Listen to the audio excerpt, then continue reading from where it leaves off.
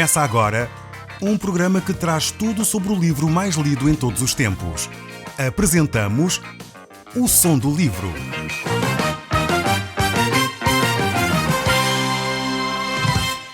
Seja muito bem-vindo. Neste podcast vai encontrar o livro mais conhecido e lido em todo o mundo. Vamos levá-lo numa viagem pela história da humanidade. Este é um audiolivro para si, para a sua família e sociedade em geral. Contextualização e comentários de Paulo Chaveiro. Nós neste livro estamos a ver como Deus age, mesmo no meio do nosso pecado, mesmo no meio de circunstâncias contrárias à sua vontade. Deus continua a ser Deus e Deus continua a agir.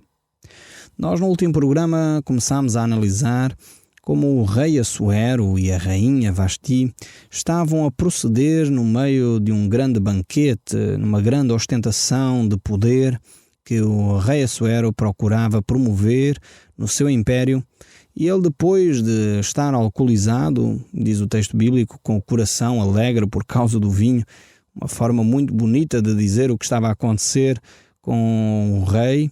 E realmente, ao descrever esse episódio de embriaguez do rei Assuero e ver as medidas que ele estava a tomar de uma forma errada, relata como a rainha, tendo bom senso, não aparece na presença do rei. Mas isso provoca uma crise institucional, ou seja, a rainha não tinha o direito de desobedecer ao rei, pois a palavra de rei era a palavra que era lei naquela altura. E por isso mesmo, quando o rei dizia determinada coisa, então era para ser cumprido, mesmo pela rainha. E ao fazer dessa forma, houve necessidade então de tomar medidas. O rei foi aconselhado pelos sábios daquela altura a realmente deixar a rainha e escolher uma nova rainha. Então ele deveria fazer dessa maneira. Deveria agora começar um novo processo para encontrar uma nova rainha. Como eu já disse, os textos bíblicos que nós estamos a ler aqui não são necessariamente a vontade expressa de Deus. E isto é importante para nós podermos entender o que é que Deus está a ensinar-nos nestes textos. Não vamos poder dizer através destes textos bíblicos que, pois está escrito na Bíblia que o rei Assuero bebeu, então nós devemos beber. Nós sabemos exatamente que o álcool faz realmente mal à saúde quando bebido em excesso. E infelizmente temos verificado famílias que são extremamente desestruturadas, onde o marido ou a esposa bebem demais, onde as crianças são maltratadas, onde muitas vezes quando o marido bebe demais espanca a mulher. Isto não é a vontade de Deus para ninguém. Não estamos a dizer com isso que não há a possibilidade de Deus agir. É óbvio que sim. E é aqui que entra a providência de Deus. Assim como neste caso, o facto do rei Assuero ter bebido demais, ter tomado uma atitude errada, Deus vai utilizar esta situação para realmente promover o bem-estar do povo de Israel. E muitas vezes, mesmo no meio do pecado, mesmo no meio de situações erradas, Deus age trazendo então algo bom no meio dessas situações. Não quer dizer que as situações em si mesmo eram boas, de forma alguma. A embriaguez é contrário àquilo que a Bíblia ensina. O divórcio é contrário à vontade de Deus. Deus quer realmente que as pessoas vivam em harmonia, as pessoas vivam de uma forma que se possam amar, se possam respeitar. Mas muitas vezes este tipo de situações que ocorrem, e infelizmente ocorrem nas famílias do nosso país, muitas vezes Deus utiliza até essas situações para trazer alguma paz a cada indivíduo, a trazer alguma paz à família, às crianças que estão no meio dessa situação, ainda que essa não é a vontade expressa de Deus. Nós temos que entender que muitas vezes Deus trabalha na sua providência divina, trazendo o bem mesmo quando nós fazemos coisas contrárias à vontade de Deus. Então é necessário que nós entendamos que a vontade expressa de Deus é que cada um de nós possa viver em harmonia, possa viver em paz, possa respeitar o próximo, possa amar a sua esposa e a esposa o seu marido, possa amar os seus filhos, desenvolver uma relação de comunicação, de respeito, de consideração. E quando esses valores acontecem, então de facto acontece a vontade de Deus na nossa relação. Mas para isso é necessário vigiarmos constantemente para que possamos fazer a vontade expressa de Deus. Mas nós vamos voltar aqui então ao livro de Esther e vamos continuar a ver situações que não são a vontade expressa de Deus, mas que Deus permite que aconteçam e Deus utiliza esse mal provocado pelos homens para trazer algum bem às pessoas que ali convivem. Diz assim o texto bíblico no capítulo 2, no verso 1. Passadas estas coisas e apaziguado já o furor do rei Assuero, lembrou-se de Vasti e do que ela fizera e do que se tinha decretado contra ela. Então aqui já temos algum tempo que passou sobre esta situação, já talvez alguns meses se passaram e realmente o rei começou, enfim, a perceber o que é que estava a acontecer. Talvez por saudade ou porque estava arrependido, o rei lembrou-se do que aconteceu a Vasti. Talvez ele começou a pensar, bem, eu não agi corretamente, eu bebi demais, não deveria ter bebido, quis expor a minha esposa sexualmente, quis expô-la como um objeto, e isto não foi correto. Mas ele lembrou-se disto. E talvez pudesse então ter reconsiderado, ter tentado uma reconciliação. Mas não foi isso que ele fez. Ele ouviu os conselheiros e então colocou de lado esta mulher. Ele já não mais voltou atrás, não mais voltou a tentar reconciliar-se, o que é realmente errado. Devemos realmente procurar a reconciliação, devemos procurar o perdão. O apóstolo Pedro, quando estava com Jesus Cristo e diante de uma situação deste género, ele perguntou: mas Senhor Jesus, quantas vezes devo eu perdoar? 7 vezes, Senhor? E Jesus respondeu: não 7, Pedro, mas 70 vezes 7. O apóstolo Pedro pensava que estava a ser espiritual ao falar em 7 vezes, pois 7 na Bíblia normalmente tem um sentido de perfeição. Para os judeus 7 era o sentido de completo, de sentido de que realmente fizemos tudo o que estava ao nosso alcance e muito mais. E Jesus diz a Pedro, provavelmente ele ficou decepcionado, ou talvez pensou bem, com Jesus sou sempre surpreendido, e Jesus disse: não é 7 vezes, Pedro, é 70 vezes 7. Deves perdoar, deves tentar a reconciliação com o teu cônjuge constantemente. Deves considerar a possibilidade de reconciliação com o teu vizinho, com o teu amigo, com o teu filho, com o teu próximo, constantemente. E é isto que Jesus Cristo estava a dizer. Não são 7 vezes, são 70 vezes 7. Mas aqui o rei Assuero ouviu os seus conselheiros, não quis saber, então deu um passo mais. E o verso 2 diz o seguinte: ponha o rei comissários em todas as províncias do seu reino, que reúnam todas as moças virgens de aparência formosa na cidadela de Susã, nas casas das mulheres, sobre as vistas de Agai, eunuco do rei. Então disseram os jovens do rei que lhe serviam: tragam essas moças para o rei, virgens e de boa aparência e formosura. Agora continuam a dar conselhos estes homens. O rei já estava mais tranquilo, já tinha deixado de estar tão irado com a situação, e agora eles começam a desenvolver um plano para tentar mais uma vez satisfazer o orgulho e, os desejos pessoais deste homem, deste rei, deste imperador. Mais uma vez, ele está a agir dentro da sua própria lei, dentro do seu próprio conceito, ou seja, fazer tudo o que lhe apetece. Este era o parâmetro principal, pelos vistos, deste rei Assuero. Então ele manda comissários por todas as 127 províncias do império para daí tentar encontrar moças virgens, moças bonitas, para poderem constituir o harém do rei.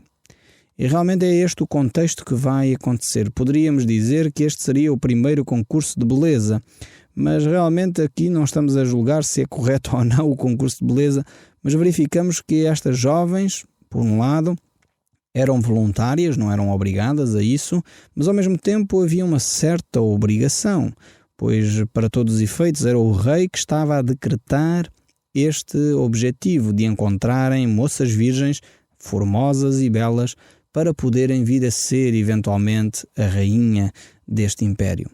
Então eles sugeriram isso, que fossem procurar por todo o império estas mulheres, e puseram então estas mulheres na cidadela em Susã e sobre a responsabilidade deste homem, e deram-lhe então essa possibilidade para ele começar a treinar estas jovens para se tornarem rainhas. Elas deveriam ser formosas, deveriam ser belas, deveriam ter também, assim, um conteúdo, enfim, em termos de comportamento, que fosse digno do cargo que iriam desempenhar. Nós já dissemos aqui que a Bíblia registra nas suas páginas os factos da história. E aqui não está a ser considerado os valores morais por detrás destes assuntos. Não está a dizer aqui que é da vontade de Deus que se façam concursos de beleza. Não é isto que está aqui a dizer. Não é da vontade de Deus que se façam, então, um conjunto de mulheres se reúnam para que um rei ou para que alguém possa escolher dentre elas a que mais lhe agrada. Aqui não estamos a tirar princípios absolutamente nenhuns nesse sentido. Estamos a relatar os factos históricos, estamos a mostrar aquilo que aconteceu e, acima de tudo, estamos a mostrar o orgulho que vai no coração deste grande imperador. Para todos os efeitos, ele era um grande imperador. Mas, na realidade, vemos que as suas atitudes eram atitudes muito carnais, muito egoístas, muito para si mesmo. Se as pessoas não fizessem aquilo que lhes agradava, então ele mandava eliminar, mandava afastar, mandava terminar com essa pessoa. Basicamente, parece uma criança a fazer uma birra. Quer um brinquedo e quer aquilo só para ele. Não quer partilhar com mais ninguém. Quer fazer a sua própria vontade. E nós sabemos os terríveis adultos que se geram, que se criam quando não há disciplina. E aqui é fundamental, eu falo para pais, para educadores, que cada um de nós possa ter o cuidado de disciplinar os nossos filhos. Disciplinar não é bater, disciplinar não é castigar, disciplinar é ajudar os nossos filhos a perceber os princípios da vida e da sociedade. Então, disciplinar é pôr limites também. É necessário que as crianças saibam os seus limites. Infelizmente, vivemos numa sociedade que nem sempre os pais estão cuidadosos nesta área. Nem sempre percebem que é importante pôr limites. E devem ser os pais a colocar os limites e não os filhos. Não devemos fazer todas as vontades dos nossos filhos. Isso gera adultos mimados. Gera adultos que querem sempre fazer a sua vontade. Então nós pais devemos ter o cuidado de colocar aos nossos filhos os limites. É óbvio que com o crescimento, quando eles chegam à adolescência, os limites têm de ser outros. E quando chegam à fase adulta, ainda outros. Então os pais devem ter esta sensibilidade. Não podem tratar um adulto como uma criança, nem uma criança como adulto.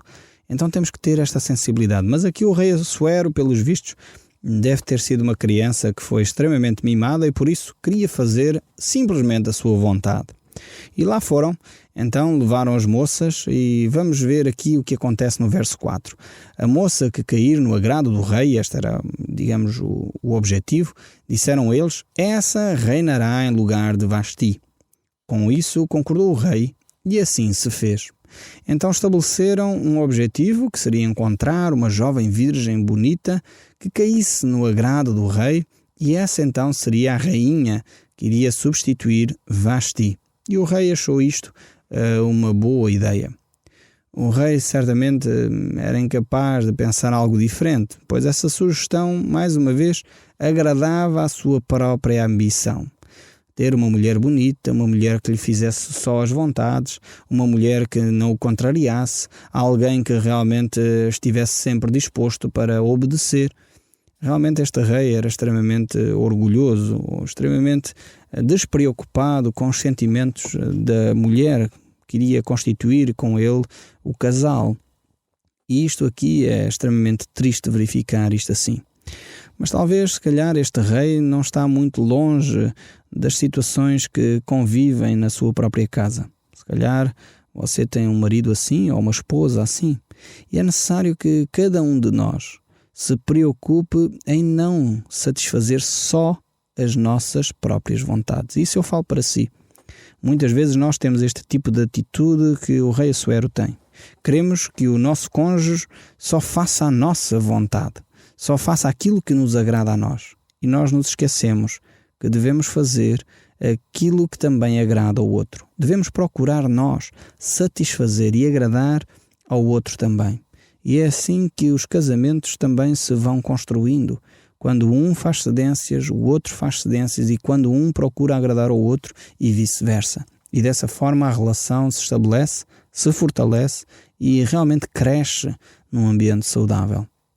O verso 5 ainda continua a relatar esta história e a dizer: Ora, na cidadela de Susã, havia um certo homem judeu benjamita, chamado Mardokai, filho de Jair, filho de Simei, filho de Quis, que fora transportado de Jerusalém com os exilados que foram deportados de Jeconias, o rei de Judá, a que Nabucodonosor, rei da Babilónia, havia deportado.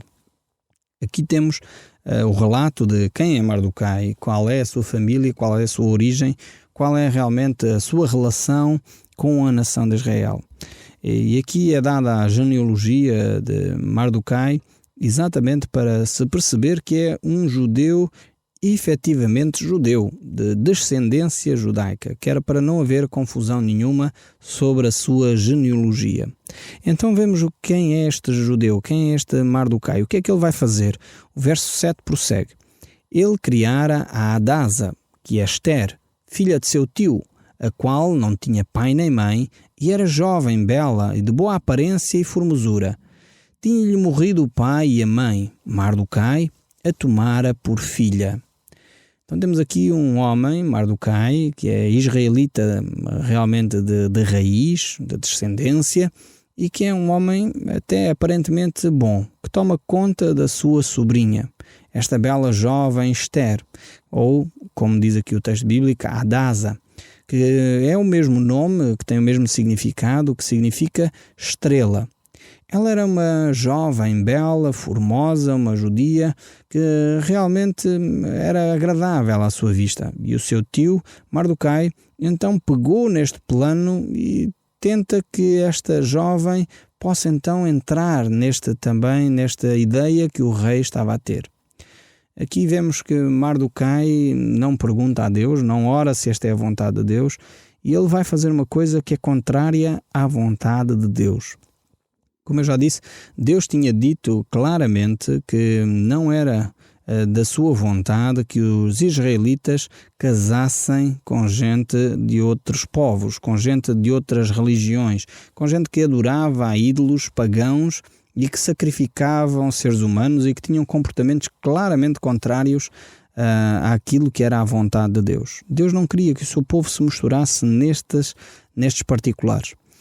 Mas na realidade Mardokai não tomou isso em consideração. Ele pensou talvez na sua projeção pessoal, imaginando-se bem, eu como tio de uma rainha, isto era fantástico. Ou pensou se calhar nos recursos financeiros que poderiam advir daí, ou nas possibilidades que ele teria em termos de projeção da sua imagem, ou a capacidade que ele teria depois da projeção social.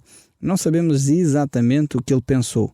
Facto é que ele adotou este plano de entregar a sua filha, podemos dizer assim, a sua sobrinha, que tinha sido cuidada como filha, para ela ser entregue nas mãos deste imperador. Isto tinha consequências terríveis. Caso ela não fosse escolhida pelo rei Assuero, provavelmente ela ficaria no palácio ali para ser utilizada como uma mulher do harém de Assuero. Quando ele lhe apetecesse, quando ele quisesse utilizá-la, faria. Quando não quisesse, arrumava como um objeto do tesouro do rei. Mas parece que Mardokai não estava muito preocupado com isso. O verso 8 prossegue a dizer: em se divulgando, pois, o mandato do rei e a sua lei, ao serem ajuntadas muitas moças na cidadela de Susã, sobre as vistas de Agai, levaram também a Ester à casa do rei, sob os cuidados de Agar, guarda das mulheres. Então agora Ester foi conduzida também para esse tempo de preparação sobre as orientações deste servo do rei. Em divulgando-se então este mandato, ela foi e assistiu lá. As moças que lhe pareceram formosas e lançou favor perante ele, pelo que se apressou a dar-lhe os ungüentos e os devidos alimentos, como também 7 jovens escolhidas da casa do rei, e a fez passar com as suas jovens para os melhores aposentos da casa das mulheres.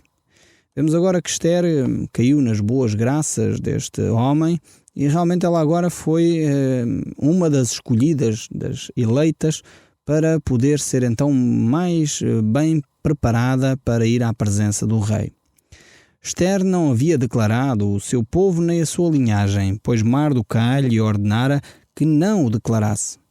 Passeava Mordecai todos os dias diante do átrio da casa das mulheres para se informar de como passava Ester e de como lhe sucederia. Em chegando o prazo de cada moça vir ao rei, depois de tratada segundo as prescrições para as mulheres por 12 meses, assim, pois, se cumpriram os dias do seu embelezamento, 6 meses com óleo de mirra, 6 meses com especiarias e com os perfumes e ungüentos em uso entre as mulheres. Vemos aqui que estas mulheres foram tratadas durante muito tempo, durante um ano, para poderem ir à presença do rei. Então é que vinha a jovem ao rei, ao fim destes 12 meses, ao fim de um ano, e ela se dava o que desejasse para que ela levasse à casa das mulheres, para a casa do rei. À tarde entrava e pela manhã tornava à casa das mulheres, sobre a vista de Sangai, o eunuco do rei, guarda das concubinas. Não tornava mais ao rei, só se o rei a desejasse e ela fosse chamada pelo nome. Ester, filha de Abilai, tio de Mardocai, que a tomara por filha, quando lhe chegou a sua vez de ir ao rei, nada pediu, além do que disse a Agai, o eunuco do rei, guarda das mulheres. E Ester alcançou o favor de todos quantos haviam. Então vemos que Ester, simplesmente pela sua beleza, conquistou o coração daquelas pessoas, pela sua formosura. Mas será que isso é suficiente para conquistar o coração do rei? Isso é o que nós vamos ver no próximo programa. O Som do Livro, uma produção da Rádio Transmundial de Portugal.